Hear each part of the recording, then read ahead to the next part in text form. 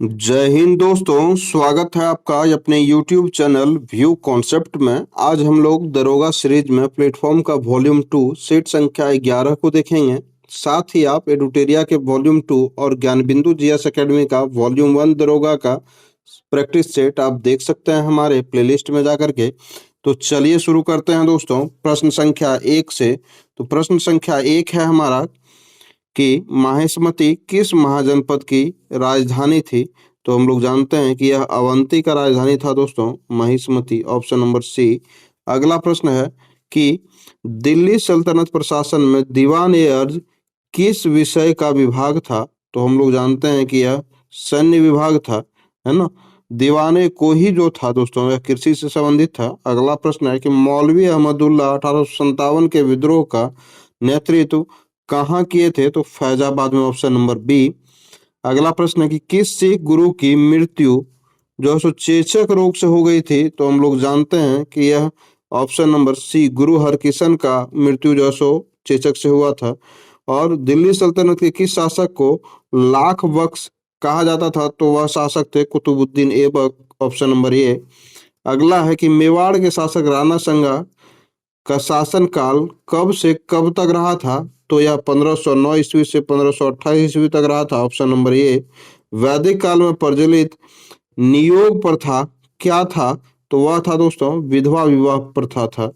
अगला है कि भारत में प्रथम जो है सो पुर्तगाली गवर्नर कौन था। तो इसका सही उत्तर है फ्रांसिस्को डी अल्मोड़ा, है ना, अल्मीड़ा इसमें लिखा हुआ है ना। कुतुब शाही राजवंश का शासक निम्न में से कहाँ था। तो गोलकुंडा में था। अगला प्रश्न है कि महमूद गजनवी ने किस वर्ष भारतीय क्षेत्र के एक शासक जयपाल को पराजित किया था। तो वह वर्ष था 1001 ईस्वी में, ऑप्शन नंबर बी।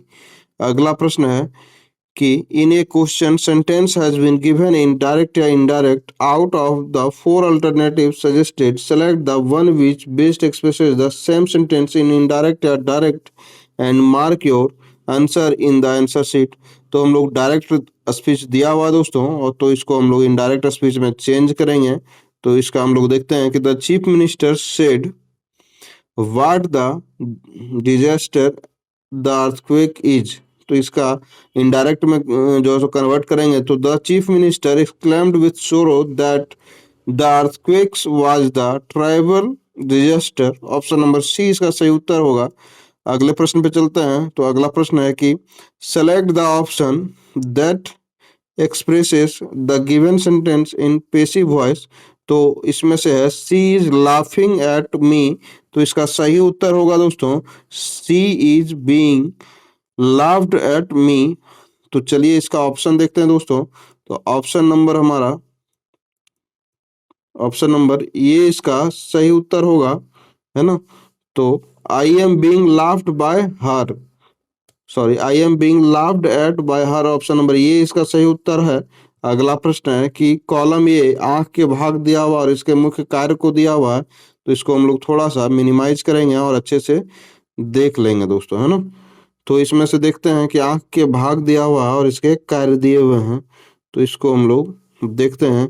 तो हम लोग कॉर्निया का जानते हैं कार्य दोस्तों क्या है, प्रकाश का अपवर्तन कर उसे जो है सो आंख में जो है सो प्रवेश कराना, ऑप्शन नंबर ए का 4 है ना। आइरिस जिसका कार्य क्या है, पुतली के आकार को नियंत्रित करता है और प्रकाश की मात्रा को समायोजित करता है, ऑप्शन नंबर बी का 1 होगा। और सी का हम लोग देखेंगे तो लेंस जिसका ये कार्य क्या है दोस्तों, यह प्रकाश किरणों को फोकस दूरी समायोजित कर रेटिना पर जो है सो केंद्रित करना लेंस का कार्य है। और हम लोग देखते हैं रेटिना। रेटिना हम लोगों का कार्य करता है, यह प्रकाश संवेदी पर्दों के रूप में कार्य करता है जहां प्रतिबिंब बनता है, ऑप्शन नंबर 3। यह था हमारा ए का 4, बी का 1, सी का 2 और डी का 3। यह था हमारा ऑप्शन नंबर ये इसका सही उत्तर होगा। अगले प्रश्न पे चलते हैं।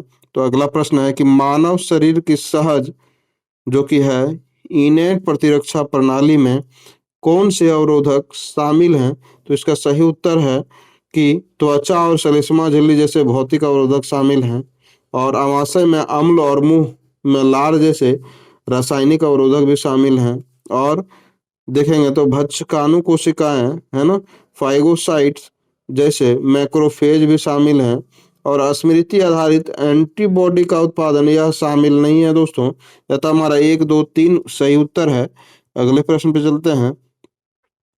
तो जैव प्रौद्योगिकी द्वारा मानव इंसुलिन का उत्पादन करने के लिए ई कोलाई जीवाणु में मानव इंसुलिन जीन को डालने के लिए प्लाज्मिक का उपयोग किस रूप में किया जाता है? तो इसका सही उत्तर है वाहक के रूप में, यानी कि वेक्टर के रूप में। अगला प्रश्न है कि यकृत, है ना, यकृत जिसको कि लीवर कहते हैं, को कोशिका में विष दवाओं के निर्वशीकरण, यानी कि डिटॉक्सिफिकेशन के रूप में कौन सा कोशिकांग मुख्य रूप से उत्तरदायी है? तो वह है चिकनी अंतर द्रव्य जालिका, यानी कि स्मूथ ईयर जिसको बोलते हैं, smooth year. Option number C इसका सही उत्तर था। अनुवांशिकी के संदर्भ में एलील, एलील जो है शब्द का क्या अर्थ है अनुवांशिकी के संदर्भ में पूछा गया है। तो यह एक जीन के दो या दो से वैकल्पिक दो या दो सॉरी दो या अधिक वैकल्पिक रूप जो एक स्थान से स्थान पर स्थित होते हैं। ऑप्शन नंबर सी इसका सही उत्तर है। अगला प्रश्न पे चलते हैं दोस्तों, जो कि प्रश्न संख्या 18 है। तो 18 इस प्रकार से है कि भारत का पहला एक्वाटेक पार्क किस राज्य में स्थापित किया गया है? तो असम में। किस राज्य द्वारा भूमि पंजीकरण के लिए my deed NGDRS pilot project प्रारंभ किया गया है? तो वह है Himachal Pradesh. Option number C. अगला प्रश्न है कि भारत में बैटरी पासपोर्ट प्रणाली की शुरुआत किसके नेतृत्व में की जा रही है? तो वह है नीति आयोग के नेतृत्व में। अगला है सूची 1 और 2 को हम लोगों को सुमेलित करना है दोस्तों। तो संचालन समिति का संबंध किससे है? तो राजेंद्र प्रसाद से है। और संविधान संघीय संविधान समिति जिसका कि संबंध जवाहरलाल नेहरू से है। और प्रारूप समिति का संबंध BR अम्बेडकर से है। प्रांतीय संविधान समिति का संबंध हम लोग जानते हैं कि सरदार वल्लभ भाई पटेल से है। अतः हमारा ए का 2 बी का 1, है ना, ऑप्शन नंबर बी इसका सही उत्तर है। अगला प्रश्न पे चलते हैं कि राज्य पुनर्गठन अधिनियम 1956, है ना, तथा गठित 14 राज्यों में निम्न में से कौन सा राज्य नहीं था? है ना, तो इसका सही उत्तर है गुजरात। ऑप्शन नंबर सी। अगले प्रश्न पे चलते हैं कि निम्नलिखित कथनों में से स्थानीय स्वशासन के संदर्भ में महिलाओं के आरक्षण से संबंधित सही कथन का चयन कीजिए। तो इसमें से सही कथन का चयन करना है। तो स्थानीय स्वशासन में महिलाओं हेतु कुल सीट या पद का 1/3 आरक्षित रखे जाते हैं, यानी कि 33%। तो यह बात सही है। स्थानीय स्वशासन में 1/3 यानी कि 33% से अधिक स्थानों के लिए आरक्षण हेतु शक्ति राज्य विधानमंडल के पास होता है। यह भी बात सही है हमारा। यह तो हमारा दोनों कथन सही है। अगला प्रश्न है कि भारतीय संविधान का मैग्ना कार्टा भारतीय संविधान के किस भाग को कहा जाता है? भारतीय संविधान का मैग्ना कार्टा। तो इसका सही उत्तर है भाग 3 को कहा जाता है मैग्ना कार्टा। निम्नलिखित में से कौन भारतीय संविधान की प्रस्तावना में उल्लेखित नहीं है पूछा जा रहा है? तो इसका सही उत्तर है धार्मिक न्याय उल्लेखित नहीं है। अगला प्रश्न है भारत के राष्ट्रपति पद के संबंध में निम्नांकित में से कौन सा एक तथ्य सही नहीं है ना? या तो आपको सभी तथ्य को याद रखना होगा दोस्तों। सही नहीं है पूछा जा रहा है। यदि आपको जानकारी नहीं होगी तो आप शायद इसका उत्तर नहीं दे पाएंगे। तो इसका सही उत्तर है कि भारत के राष्ट्रपति का पद के संबंध में यह जो है सो कथन सही नहीं है। तो वह कथन है दोस्तों, वह संसद के दोनों सदनों के चर्चा में भाग लेता है, तो भाग राष्ट्रपति नहीं लेता है दोस्तों। ऑप्शन नंबर 20 का सही उत्तर है। भारतीय संविधान का अनुच्छेद 128 निम्नांकित में से किससे संबंधित है? तो इसका सही उत्तर है उच्चतम न्यायालय की बैठकों में सेवानिवृत्त न्यायाधीशों की उपस्थिति से जो है इसका संबंध है, अनुच्छेद 128 का। अगला प्रश्न है प्रश्न संख्या 28 को देखते हैं हम लोग।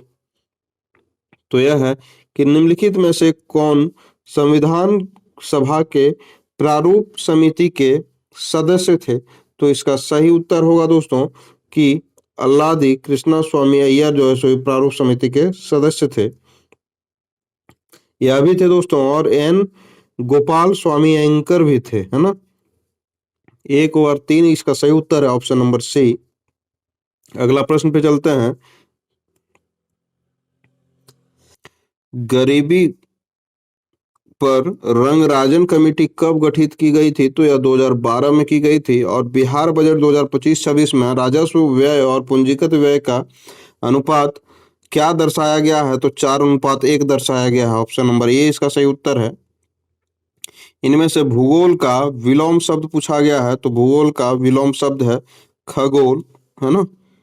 ऑप्शन नंबर ए। आसमान का पर्यायवाची शब्द कौन सा है? तो आसमान का पर्यायवाची शब्द है व्योम। अगला प्रश्न है कि मिलर यूरे प्रयोग जो कि 1953 में किया गया था, में किस परिकल्पना का प्रायोगिक समर्थन प्रदान किया गया है? तो यह प्रारंभिक पृथ्वी की आदिम परिस्थितियों में यह कार्बनिक अणुओं का संश्लेषण संभव था, है ना। ऑप्शन नंबर सी इसका सही उत्तर है। अगला प्रश्न है कि मानव आहार नाल का कौन सा भाग यकृत से पीत रस और आमाशय से अग्न्याशी रस दोनों प्राप्त करता है? तो इसका सही उत्तर है ग्रहिणी, है ना, ड्यूडोनम। Option number C. अगला प्रश्न है कि धोवन सोडा जिसको कि वॉशिंग सोडा हम लोग बोलते हैं, तो इसका हम लोग देखेंगे कि वॉशिंग सोडा जो है सो इसका क्या बनाने की जो सॉल्वे अमोनियम विधि है के निम्नलिखित चरणों का सही क्रम में व्यवस्थित करना है। तो इसका हम लोग देखते हैं। तो इसका है कि अमोनिया गैस को संतृप्त जो है सो सोडियम क्लोराइड विलयन में प्रवाहित जो है सो किया जाता है, यह पहला चरण है। दूसरा चरण में करते हैं कि हम लोग अमोनियाकृत जो ब्राइन होता है, यानी कि जो सोडियम क्लोराइड का संतृप्त विलयन होता है, का कार्बनीकरण करते हैं, जिसे सोडियम हाइड्रोजन कार्बोनेट का अवक्षेपण हो जाता है। यह दूसरा चरण है। और सोडियम हाइड्रोजन कार्बोनेट को छानकर जो है सो अलग करते हैं और उसे गर्म करके सोडियम कार्बोनेट बनाते हैं, यह तीसरा चरण हो जाएगा। और उत्पन्न जो है सो अमोनियम क्लोराइड को अमोनिया की पुनः प्राप्ति करते हैं, यह हमारा चौथा चरण हो जाएगा दोस्तों। यह था हमारा 2 1 3 4 इसका सही उत्तर है। तो इसका सही उत्तर पे हम लोग क्लिक करेंगे 2 1 3 4, है ना। ऑप्शन नंबर ये इसका सही उत्तर हो जाएगा। अगला प्रश्न पे चलते हैं कि दिया गया कथन पर हम लोगों को विचार करना है। तो इसमें से देखते हैं कि एक ध्रुवीय सहसंयोजी बंध यानी कि पोलर कोवलेंट बॉन्ड में इलेक्ट्रॉनों का साझा युग्म या अधिक विद्युत ऋणात्मक यानी कि इलेक्ट्रोनेगेटिव परमाणु की ओर विस्थापित हो जाता है, यह कथन हमारा सही है। और HCl जो बंध है का अध्रुवीय यानी कि नॉन पोलर बंध है, क्योंकि हाइड्रोजन और क्लोरीन दोनों अधातु हैं। तो हाइड्रोजन तो अधातु नहीं है दोस्तों, यह धातु है। यह ऑप्शन हमारा गलत हो जाता है। यह तो हमारा ऑप्शन नंबर ये इसका सही उत्तर है, कथन 1 सही है। अगला प्रश्न पे चलते हैं जो कि 37 नंबर है। 37 लोहे में जंग लगने यानी कि रस्टिंग ऑफ आयरन की प्रक्रिया के संबंध में निम्नलिखित में से कौन सा कथन सही है? तो यह एक रेडॉक्स अभिक्रिया है जिसमें लोहे का ऑक्सीकरण होता है, यह बात सही है। इस प्रक्रिया के लिए ऑक्सीजन और नमी जल दोनों की उपस्थिति अनिवार्य है, यह भी बात सही है। और इसमें से जंग का रासायनिक सूत्र जल योजित आयरन है, जो कि हमारा ऑक्साइड Fe2O3 इंटू XH2O होता है, यह भी बात हमारा सही है। और अगला है, तीनों हमारा ऑप्शन अभी तक सही था दोस्तों। चौथा देखते हैं कि विद्युत अपघट्यों यानी कि इलेक्ट्रोलाइटिस जैसे लवण युक्त जल की उपस्थिति में जंग लगने की प्रक्रिया धीमी हो जाती है, यह बात गलत है दोस्तों। यह था हमारा ऑप्शन नंबर 1 2 और 3 सही उत्तर था, ऑप्शन नंबर सी। अगले प्रश्न पे चलते हैं। तो अगला प्रश्न है कि RPF की पहली महिला महानिदेशक किसे नियुक्त किया गया है? तो इसका सही उत्तर है कि सोनाली मिश्रा को, ऑप्शन नंबर 20 का सही उत्तर है। अगला प्रश्न पे चलते हैं। तो अगला प्रश्न इस प्रकार से है दोस्तों कि भारतीय सेना का प्रचंड शक्ति जो अभ्यास है उत्तर प्रदेश राज्य के किस शहर में आयोजित हुआ था? तो वह मेरठ शहर में आयोजित हुआ था। यूनेस्को ने भारत के 44वें विश्व धरोहर स्थल के रूप में मराठा सैन्य परिदृश्य के 12 किले को मान्यता प्रदान की है, जिसमें तमिलनाडु का कौन सा किला शामिल है? तो वह है जिंजी किला, ऑप्शन नंबर डी।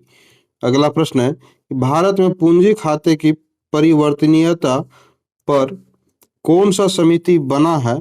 तो इसका सही उत्तर है तारापुर समिति। 2 अक्टूबर 2016 को बिहार सरकार द्वारा निम्नलिखित में से किस योजना को शुरू किया गया है? तो वह है मुख्यमंत्री निश्चय और सहायता भत्ता योजना और बिहार स्टूडेंट क्रेडिट कार्ड योजना। यह दोनों को जो शुरू किया गया है 2 अक्टूबर 2016 को, ऑप्शन नंबर सी इसका सही उत्तर है।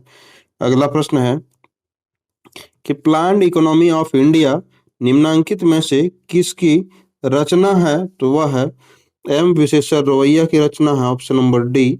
अगला प्रश्न है कि किस कंपनी के अधिकृत पूंजी, है ना, अधिकृत पूंजी, ठीक है, का क्या अर्थ है? तो इसका सही अर्थ हम लोग देखेंगे दोस्तों, तो पूंजी का वह अधिकतम सीमा जिसमें कंपनी शेयर के रूप में जारी कर सकती है वही जो सो अधिकृत पूंजी होता है, ऑथराइज्ड कैपिटल होता है। अगला प्रश्न है कि किसी अर्थव्यवस्था में मुद्रास्फीति यानी कि इन्फ्लेशन के साथ साथ बाजार में गतिहीनता की स्थिति को क्या कहते हैं? तो यह है स्टैगफ्लेशन, ऑप्शन नंबर ए इसका सही उत्तर है। भारत में सवाना वनस्पति का विस्तार जो है मुख्य रूप से किस राज्य समूह में है? तो इसका सही उत्तर है महाराष्ट्र, कर्नाटक और आंध्र प्रदेश में है, ऑप्शन नंबर सी। अगले प्रश्न पे चलते हैं। तो अगला प्रश्न है 47 नंबर पे चलेंगे हम लोग। तो भारत में लाल मिट्टी, है ना, सॉरी, भारत में लाल मिट्टी की उपस्थिति मुख्य रूप से निम्नलिखित में से किस राज्य में है? तो वह है तमिलनाडु में, ऑप्शन नंबर ए। उत्तर प्रदेश राज्य की सबसे लंबी सीमा किस राज्य से मिलती है? दोबारा हमारा प्रश्न आ रहा है दोस्तों, है ना, ऑप्शन नंबर डी यानी कि मध्य प्रदेश के साथ। सिंधु नदी का उद्गम स्थल कहाँ पर है? तो हम लोग जानते हैं कि यह सिंधु नदी तिब्बत से निकलती है।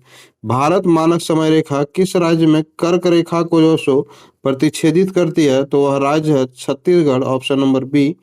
अगला प्रश्न है कि एक व्यक्ति 2 किलोमीटर प्रति घंटा और 3 किलोमीटर प्रति घंटा और 4 किलोमीटर प्रति घंटा की चाल से 3 समान दूरियां तय करता है और कुल 52 मिनट का समय लेता है। तो कुल दूरी जो है सो ज्ञात करना है। तो इसका हम लोग, तो ये तो मैथ का प्रश्न था दोस्तों, जिसे हम लोग एलसीएम लेंगे और 52 मिनट से क्या करेंगे, हम लोग गुना कर देंगे। तो वही हमारा यानी कि 12 और 52 मिनट से गुना करेंगे तो जो हमारा आ जाएगा दोस्तों वही सही उत्तर हो जाएगा। यह दरअसल गणित का प्रश्न था दोस्तों जिससे हम उलझ गए, है ना। स्थिर अनुपात के नियम के अनुसार यदि शुद्ध कैल्शियम कार्बोनेट CuCO3 के नमूने में द्रव्यमान के अनुसार 40% कैल्शियम है तो एक चट्टान से प्राप्त 10 ग्राम शुद्ध CaCO3 के नमूने में कैल्शियम का द्रव्यमान कितना होगा? तो इसका सही उत्तर है दोस्तों 4 ग्राम, ऑप्शन नंबर सी। निम्नलिखित अभिक्रिया किस प्रकार की अभिक्रिया का उदाहरण है? तो हम लोग देखते हैं कि CH2 double bond CH2 plus Br2 जो कि फॉर्म करता है CH2Br और CH2Br, है ना। तो यह जो है सो हमारा योगात्मक अभिक्रिया यानी कि एडिशन रिएक्शन का उदाहरण है दोस्तों। इसमें यह संकलन अभिक्रिया भी इसे कह सकते हैं। अगला प्रश्न है, तो जल जो कि H2O की अणु की जो आकृति है रैखिक ना होकर मुड़ी हुई यानी कि बेंट वी शेप्ड क्यों होती है? तो इसके बारे में हम लोग देखेंगे, क्योंकि यह जो सो ऑक्सीजन परमाणु पर एकाकी इलेक्ट्रॉन युग्म यानी कि लॉन पेयर्स ऑफ इलेक्ट्रॉन्स की उपस्थिति के कारण जो बंद युग्मों को प्रतिकर्षित करते हैं इस वजह से होता है दोस्तों, ऑप्शन नंबर 20 का सही उत्तर है। अगले प्रश्न पे चलते हैं। तो अगला प्रश्न है कि यदि किसी विलयन में मैथिल ऑरेंज सूचक का रंग पीला है ना, उस विलयन की प्रकृति और पीएच मान की सबसे अधिक संभावना क्या है? तो यह क्षारीय होगा, यही संभावना, और पीएच मान जो है सो 4.4 से अधिक होगा, ऑप्शन नंबर 20 का सही उत्तर है। अगला प्रश्न पे चलते हैं जो कि हमारा 57 नंबर है। अगला प्रश्न है इस प्रकार है कि एक दूरस्थ वस्तु का उपयोग करके अवतल दर्पण यानी कॉनकेव मिरर की अनुमानित फोकस दूरी ज्ञात करने के प्रयोग के चरणों को सही क्रम में व्यवस्थित करना है। तो हम लोग देखते हैं, तो दर्पण को एक स्टैंड पर लगाना होगा, यह पहला चरण हो जाएगा। दूसरे चरण में हम लोग क्या करेंगे कि दर्पण के सामने एक पर्दा जो उसको स्क्रीन रखेंगे, यह दूसरा चरण हो गया। और हम लोग पर्दे की स्थिति को तब तक समायोजित करना और जब तक कि उस पर दूरस्थ वस्तु का एक स्पष्ट उल्टा प्रतिबिंब ना बन जाए तब तक हम लोग उसका समायोजन करेंगे। यह तीसरा जो है हमारा चरण हो गया। और दर्पण के ध्रुव पोल के पर्दे के बीच की दूरी को मापेंगे और यह दूरी ही फोकस दूरी होगी। तो यह हमारा चौथा चरण हो जाएगा दोस्तों। यह था हमारा 2134 इसका सही उत्तर होगा। तथा हमारा ऑप्शन नंबर ये इसका सही उत्तर होगा। अगला प्रश्न है 15 जुलाई 2025 को भारतीय अंतरिक्ष यात्री शुभांशु शुक्ला और एक्जियोम 4 मिशन के कितने क्रू सदस्य आईएसएस में 18 दिन बिताने के बाद वापस धरती पर सुरक्षित लौटे हैं? तो वह है 3 व्यक्ति। पेन पिंटर पुरस्कार 2025 या दूसरा बार जो सो रिपीटेड प्रश्न है दोस्तों से लीला अबुलीला को जो सो सम्मानित किया जाएगा, है ना। इनका संबंध जो है सो किस देश से है? तो सूडान से है, ऑप्शन नंबर सी। अगला प्रश्न है कि गज मित्र योजना योजना से भी संबंधित प्रश्न दोस्तों मैंने करंट अफेयर के सीरीज में करवा के रखा है, जिसे आप प्लेलिस्ट में जाकर के देख सकते हैं। इससे एक प्रश्न तो फिक्स ही है दोस्तों, इसे आप मान करके चलें, है ना। तो गज मित्र योजना का संबंध हम लोग जानते हैं कि असम राज्य से है। अगला है कि भूपरपट्टी की संरचना में सिलिकॉन की उपस्थिति लगभग कितना प्रतिशत है? तो हम लोग जानते हैं कि 28% है, ऑप्शन नंबर ए। अगला है कि कोटोपैक्सी ज्वालामुखी के संबंध में निम्नलिखित में से कौन सा कथन सही है? तो यह एक सक्रिय ज्वालामुखी है, यह एक सुषुप्त ज्वालामुखी है नहीं, यह मृत भी नहीं है ना, यह अफ्रीका महादेश में भी नहीं है ना, है ना। और हम लोग देखते हैं यह दक्षिण अफ्रीका महादेश में है, यह भी नहीं है, यह यूरोप महादेश में अवस्थित है दोस्तों। यह था हमारा 1 और 5 सही है, ऑप्शन नंबर बी को हम लोग टिक करेंगे और आगे बढ़ेंगे। अगला प्रश्न है कि कैस्पियन सागर जिसे विश्व का जो है सो सबसे बड़ी झील का दर्जा प्राप्त है वह कहाँ है? तो हम लोग जानते हैं कि यह मध्य एशिया में है।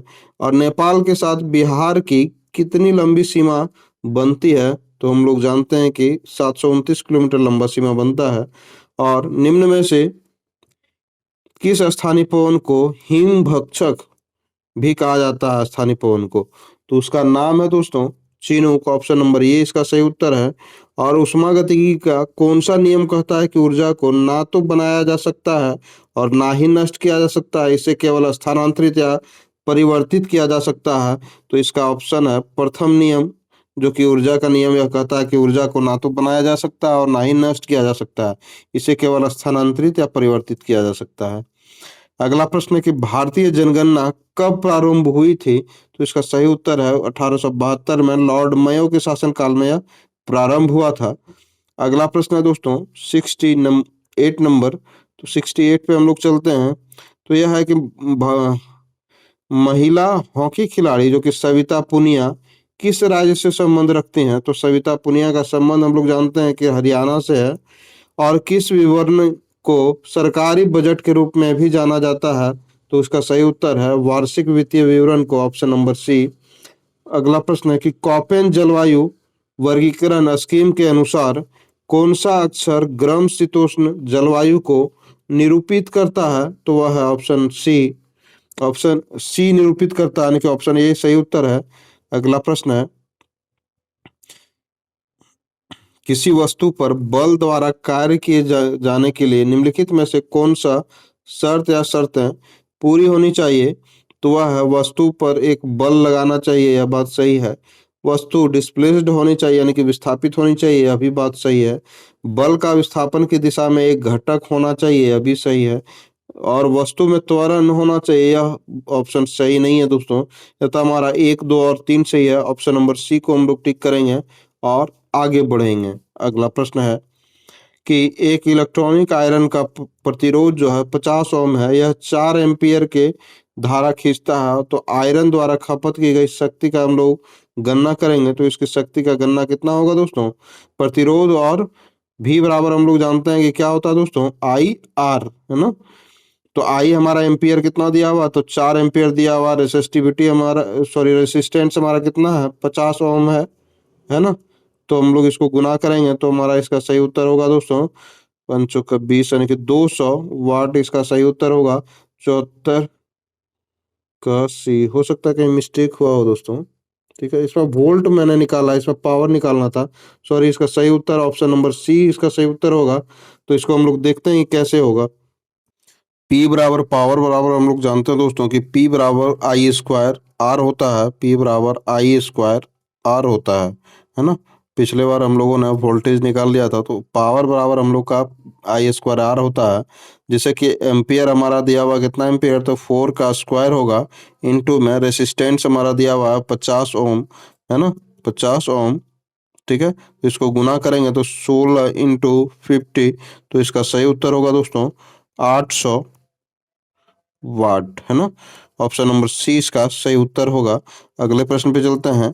तो अगला प्रश्न है कि मानव आंख की अपनी लेंस की जो है फोकस दूरी को समायोजित करके पास और दूर की वस्तुओं को स्पष्ट रूप से दिखाने की क्षमता को संयोजन यानी कि एकोमोडेशन कहते हैं। आंख का वह कौन सा नेत्र लेंस की फोकस दूरी को बदलाने के लिए जिम्मेदार है, तो उसके बारे में पूछा गया। तो वह है सिलियरी पेशियां यानी कि पश्चिमाभी पेशियां, ऑप्शन नंबर डी। अगले प्रश्न पे चलते हैं। तो अगला प्रश्न है दोस्तों 76 नंबर, है ना, कि 3 ओम और 6 ओम के दो प्रतिरोधकों को 6 वोल्ट बैटरी के साथ श्रेणी क्रम में जोड़ा गया है। तो 6 वोल्ट के प्रतिरोधकों के सिरों पर विभवांतर क्या होगा, तो इसका सही उत्तर होगा दोस्तों ऑप्शन नंबर सी 8 वोल्ट होगा।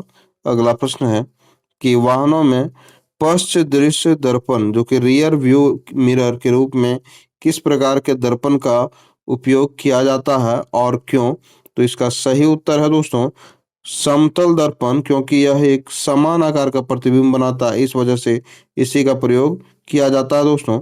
अगले प्रश्न पे चलते हैं। तो अगला प्रश्न है हमारा कि 10 से 12 नवंबर 2025 तक 30वां जो है सो हमारा संयुक्त राष्ट्र जलवायु परिवर्तन सम्मेलन जो कि COP30 है, कहाँ आयोजित किया जाएगा, तो इसका सही उत्तर है दोस्तों बेलम में, ऑप्शन नंबर ए। अगला प्रश्न है कि 79 नंबर पे चलते हैं हम लोग।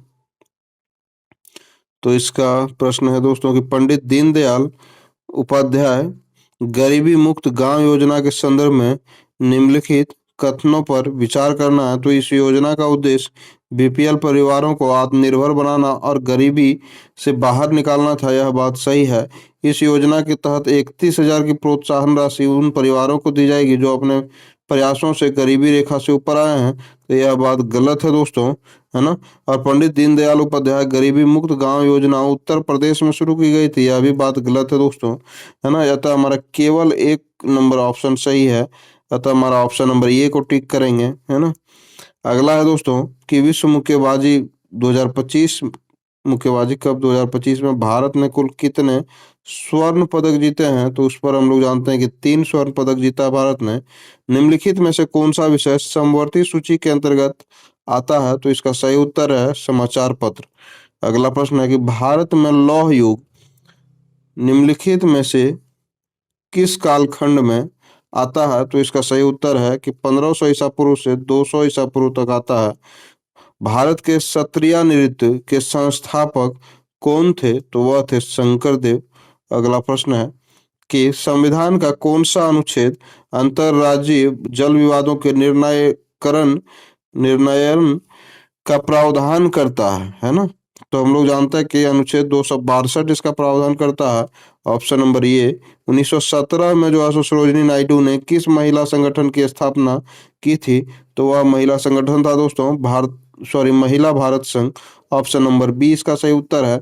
अगला प्रश्न है कि खेती मत्स्यन और वानिकी जैसी गतिविधियों में कौन सा उद्योग सम्मिलित है, तो प्राथमिक उद्योग सम्मिलित है। भारत का सबसे पुराना फुटबॉल क्लब कौन सा है, तो वह है Sharda FC, option number C B इसका सही उत्तर है। और निम्नलिखित में से किस महापुरुष ने असम में जो है सो शास्त्रीय नृत्य की शुरुआत की थी, तो वह थे दोस्तों, अभी हम लोग देखे ना कि शंकरदेव थे, तो वही श्रीमंत शंकरदेव इसका सही उत्तर होगा। भारत में क्रिप्स मिशन किस वर्ष भेजा गया था? तो वह है 1942 में। निम्नलिखित में से कौन सी नदी प्रायद्वीपीय पठार से नहीं निकलती है पूछा गया है? तो वह है गंडक नदी। अगला प्रश्न है गणित का है। अगले प्रश्न पे चलते हैं दोस्तों। तो वह है कि एक रेडियो स्टेशन जो कि 1.5 मेगाहर्ट्ज की आवृत्ति पर प्रसारण करता है, यदि रेडियो तरंगों की चाल 3 × 10⁸ मीटर पर सेकंड है, तो इन तरंगों का तरंग दर यानी कि वेवलेंथ क्या होगा? तो इसका सही उत्तर है 200 मीटर होगा, ऑप्शन नंबर बी।